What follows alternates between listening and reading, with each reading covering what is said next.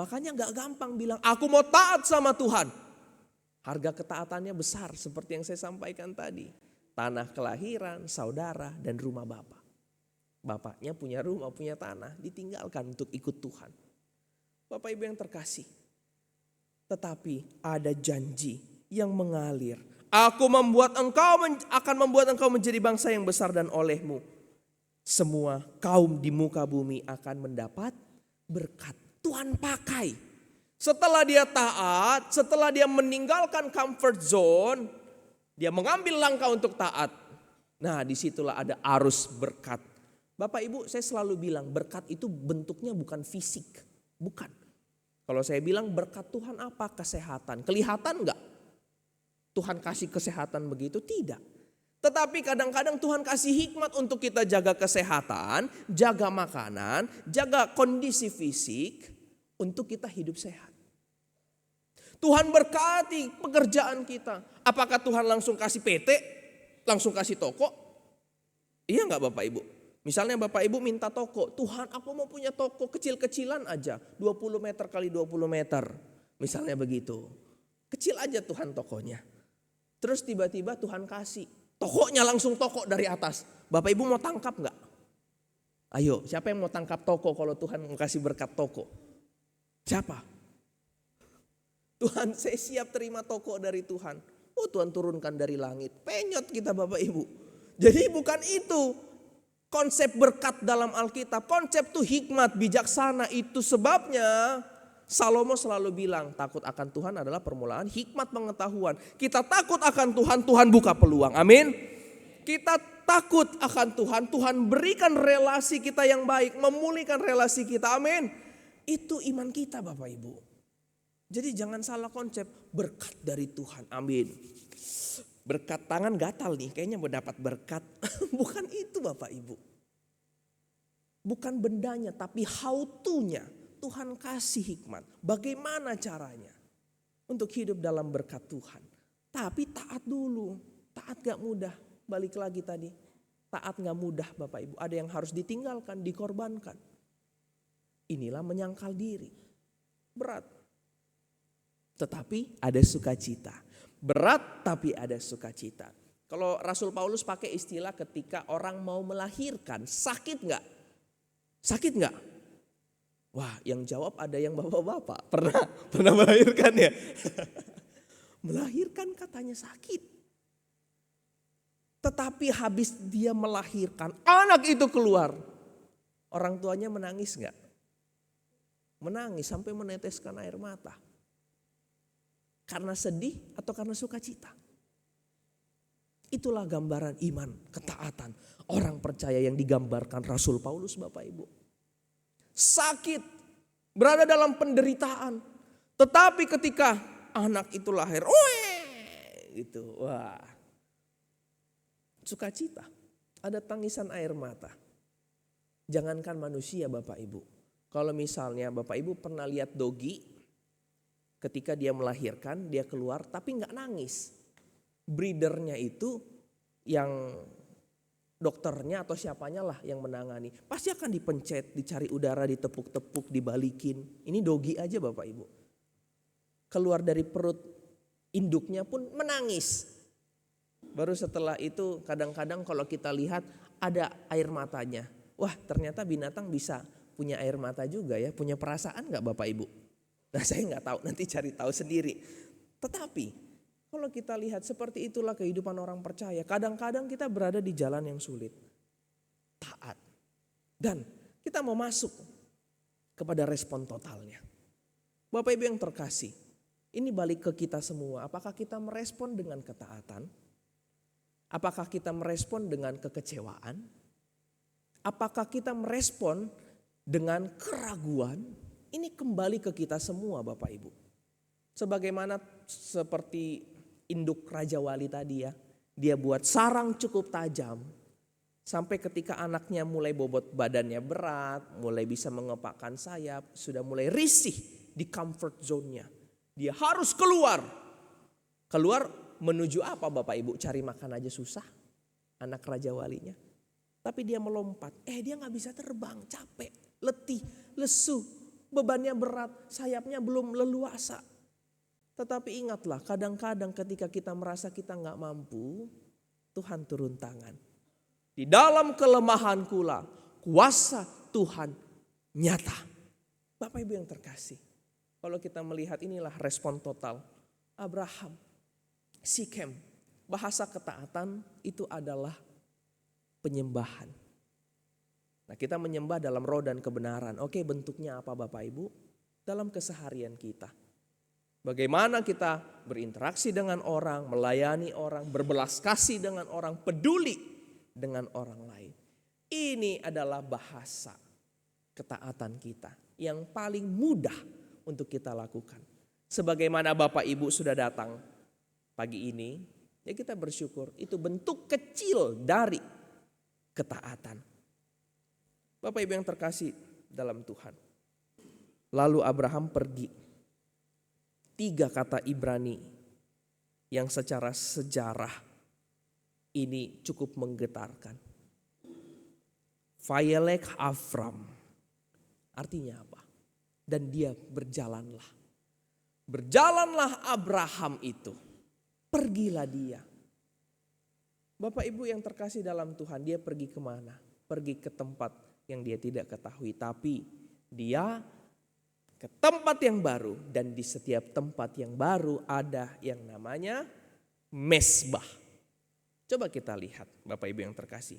Usianya 75 tahun, bukan usia petualang. Tanpa maps atau GPS, tanpa peta, hanya dengan firman, aku akan menunjukkan. Tapi dia tetap pergi. Ini ketaatan. Dan di setiap tempat di mana dia berhenti, dia mendirikan mesbah. Bapak Ibu yang terkasih dalam Tuhan, ketika tiba di Sikem, responnya bukan keluhan.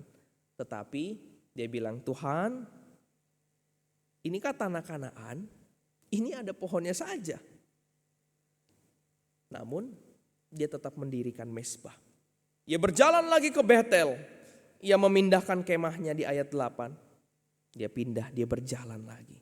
Bukan sekali duduk, tetapi setiap kali ia berpindah, ia bangun mesbah. Bapak Ibu yang terkasih dalam Tuhan, 2 mesbah ini artinya apa? Mesbah yang pertama, ucapan syukur untuk pimpinan sejauh ini. Tuhan, terima kasih sejauh ini Engkau menyertai. Sekalipun tujuannya aku gak tahu. Mesbah kedua, Tuhan, aku mau tetap berkomitmen, terus taat. Ini artinya Bapak Ibu, makanya dia singgah. Dia mengucap syukur. Aku sampai melangkah sejauh ini, terima kasih Tuhan. Sampai detik ini, ada lagu juga ya, sampai detik ini ku melihat penyertaan-Mu sempurna. Sampai detik ini. Baru mesbah selanjutnya, komitmen. Aku mau berkomitmen Tuhan, aku belum lihat jelas ke depan bagaimana. Tapi aku mau komitmen, aku mau taat. Di sini kita melihat ketaatan tanpa syarat itu artinya selalu menghasilkan kebiasaan, budaya, penyembahan yang tidak dibatasi ruang dan waktu. Ini bagian pertama Bapak Ibu. Tetapi saya mau lebih lanjut lagi. Saya mau lebih lanjut. Kalau kita lihat di ayat 10 sampai 20 Bapak Ibu. Ini Abraham di Mesir. Ketika kelaparan timbul di negeri itu, pergilah Abraham ke Mesir untuk tinggal di situ sebagai orang asing. Sebab hebat kelaparan di negeri itu. Banyak tafsiran Bapak Ibu. Tapi saya lihat kalau kelaparan hebat, berarti binatang ternaknya udah habis dong. Dia kan kaya Bapak Ibu. Dia kan banyak ternak, banyak budak. Kok bisa kelaparan? Hebat dia sampai kelaparan. Pertanyaannya, kenapa ketaatan kadang-kadang membawa kita kepada kesukaran? Ini ada badai yang tak terduga. Bapak Ibu, dalam tekanan Abraham pun mencari jalan keluar. Dia pergi ke Mesir. Datanglah kelaparan yang hebat di tanah perjanjian. Ini paradoks yang besar. Kok di tanah perjanjian ada kelaparan? Bapak Ibu pernah bertanya enggak? Jadi kita enggak hanya belajar taat-taatnya doang. Abraham enggak hanya taat, tapi dia juga gentar. Dia juga gimana ya, dia capek. Dia bisa takut juga. Nanti kita lihat yang lebih parahnya apa Bapak Ibu. Tanah yang Tuhan janjikan justru tidak bisa menopang hidupnya. Disinilah ketaatan tanpa syarat lagi diuji. Akankah aku tetap taat ketika janji Tuhan kadang-kadang terasa kontradiksi, berlawanan dengan realitaku. Logika manusia pasti baliklah ke Haran, pergi ke Haran, ke tempat orang tua, ke tempat di mana warisanmu masih ada. Tuhan pasti mau aku ke tempat yang lebih baik, logika manusia. Tapi Abraham memilih untuk tetap di wilayah panggilan meskipun kelaparan, meski tidak nyaman. Namun dia punya keputusan yang gak menunjukkan ketaatan ketika dia kompromi. Bapak Ibu yang terkasih, dia pergi ke Mesir. Dan ini menunjukkan batas ketaatan manusiawinya. Kita lihat dia juga lemah kok. Tidak sesempurna itu Bapak Ibu. Kenapa? Dia bisa taat di dalam panggilan yang besar. Tapi dalam tekanan dia mencari solusi juga parsial atau solusi yang solutif. Yang masuk akal. Imannya besar, berani meninggalkan rumah demi Tuhan. Tetapi ketakutan manusiawinya takut dibunuh oleh orang Mesir. Sehingga kalau Bapak Ibu lihat ceritanya. Apa yang dilakukannya supaya dia tidak dibunuh orang Mesir? Apa? Apa Bapak Ibu? Bohong itu dosa. Dia bohong kenapa?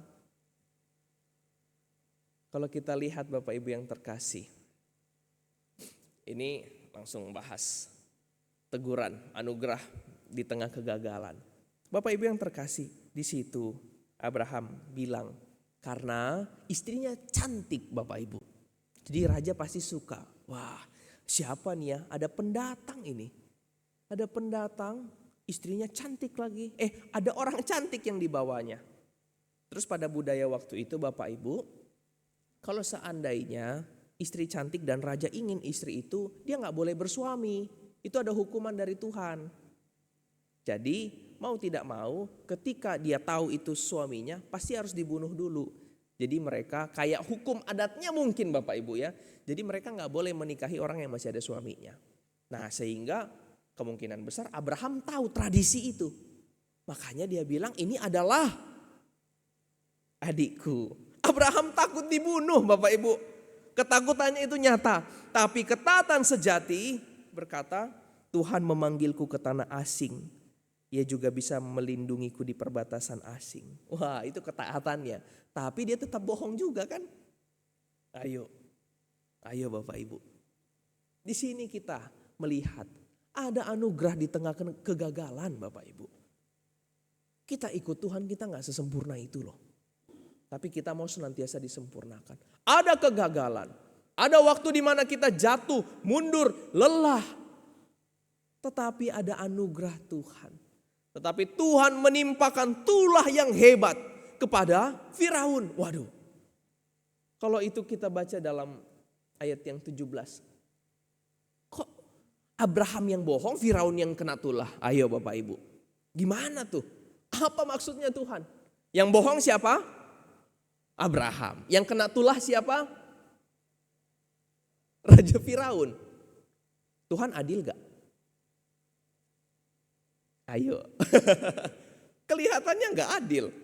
Di sini saya perlu jelaskan bahwa Tuhan tidak membela Abraham. Tetapi Tuhan menjaga perjanjiannya bahwa dari keturunan perempuan ini akan melahirkan banyak bangsa-bangsa. Melaluinya akan ada yang namanya Yesus Kristus, keturunannya Abraham, Ishak, Yakub. Jadi Tuhan gak bela Abraham. Tuhan mau menjaga perjanjian keselamatan melalui Sarai. Ya ini Bapak Ibu. Jadi jangan salah persepsi. Nanti ada kadang-kadang di TikTok saya bilang, oh di Alkitab dibolehkan kok istri 2. Kenapa Abraham saja istrinya 2? Tapi balik lagi Bapak Ibu pertanyaannya, apakah jalur keselamatan itu dari istri kedua atau dari istri yang tidak sahnya? Tidak, tetap dari Sarai bukan?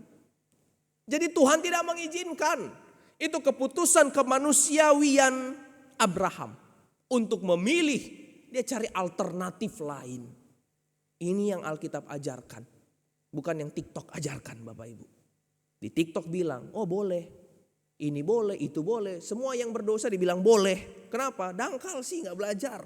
Tetapi di sini kita dapat melihat bagaimana Abraham pun punya batasan ketaatannya, capek. Tapi anugerah Tuhan tinggal nggak Bapak Ibu? Enggak. Tuhan tetap menjaga, menyertai. Tuhan bertindak bukan karena Abraham saleh saat itu, tapi karena Tuhan setia pada janjinya. Bapak Ibu, ketidaktaatan kita tidak membatalkan kesetiaan Allah terhadap kita. Amin. Sekalipun kita tidak taat kadang-kadang, tapi Dia setia. Dia mengampuni, Dia menyertai, Dia sayang sama kita semua. Bapak Ibu yang terkasih dalam Tuhan, cukuplah bahas bagian kelemahannya ya. Kita mau belajar. Setelah dia lemah, dia taat. Di dalam perjalanan iman, dia capek juga Bapak Ibu. Dan ada teguran dari sumber tak terduga.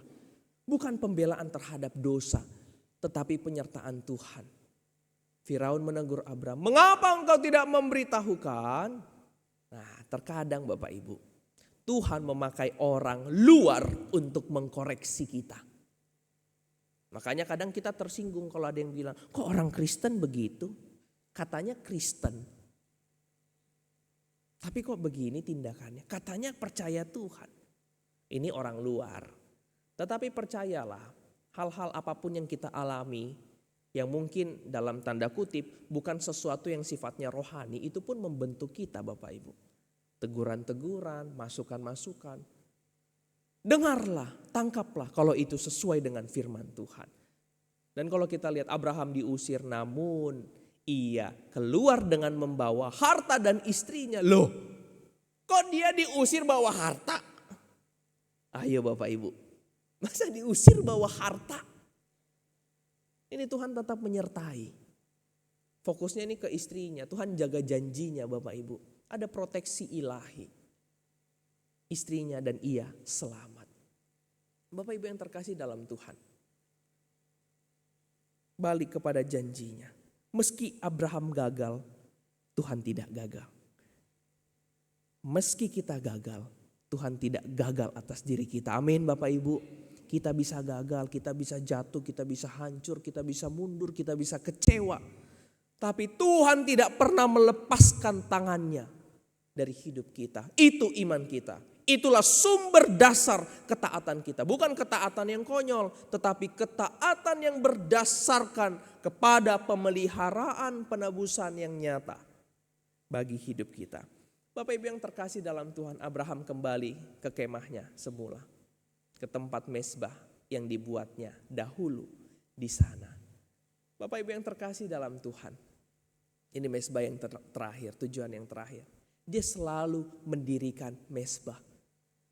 Sebelum dia taat, setelah dia taat, ketika dia tidak taat, dia kembali lagi kepada ketaatan yang sejati. Ini menunjukkan apa? Konsistensi dalam mengikut Tuhan dan memiliki mezbah, waktu pribadi dengan Tuhan. Bapak Ibu yang terakhir, kapan terakhir kali Bapak Ibu pindah? Bukan pindah ya, Bapak Ibu di Cirebon terus ya. Kapan Bapak Ibu terakhir memiliki mezbah keluarga? Kapan? Itu pertanyaan untuk kita. Kapan terakhir kita mengajak anggota keluarga kita untuk berdoa bersama?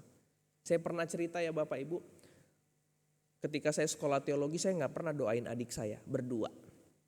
Kenapa? Canggung rasanya, aneh. Tetapi setelah saya pelajari, oh iya aku yang lebih dewasa. Secara rohani, secara fisik, aku maulah coba mengajak orang terdekatku berdoa. Dan akhirnya setelah lulus sarjana teologi baru saya bisa mendoakan adik saya. Gak canggung, gak rasa aneh. Kadang-kadang orang yang paling susah kita jangkau adalah orang yang paling dekat dengan kita. Saya merasa itu Bapak Ibu. Misalnya saya mau negur om saya. Bergumul, takut, bingung. Om saya seperti ini, saya gak usah ceritakan lah ya Bapak Ibu. Om, Jangan begitu, harus begini, bukan harus. Sebaiknya begini, om sudah usia begini, sudah pernah sakit tetapi masih aja begini. Misalnya begitu. Gak enak, susah, canggung, asing rasanya. Tetapi kapan terakhir kita punya mesbah? Apalagi orang tua yang anak-anaknya masih kecil-kecil, ajak mereka punya waktu bersekutu bersama-sama. Karena disitulah kekuatan kita. Bapak Ibu yang terkasih, tadi ada pemulihan. Sehingga ketika kita mau belajar taat, yang pertama belajarlah untuk melangkah. Bapak Ibu yang terkasih dalam Tuhan, ketaatan dimulai ketika kita mau melangkah. Kadang-kadang kita diingatkan Tuhan untuk meninggalkan kenyamanan dosa yang mulai akrab dengan kita. Hubungan yang menghambat pertumbuhan rohani dan mentalitas rumah ayah. Apa mentalitas rumah ayah? Dikit-dikit balik, dikit-dikit ngadu, dikit-dikit pulang.